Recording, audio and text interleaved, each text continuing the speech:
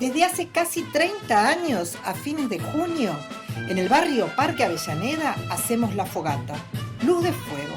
Salimos desde el ex Olimpo en una caravana con un gran fantoche de las miserias, guiado por zancos, brujas y personajes preguntones que averiguan qué miseria quieren quemar.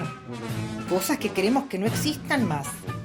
En el recorrido hacemos paradas en las que se suman instituciones, organizaciones, escuelas y centros culturales.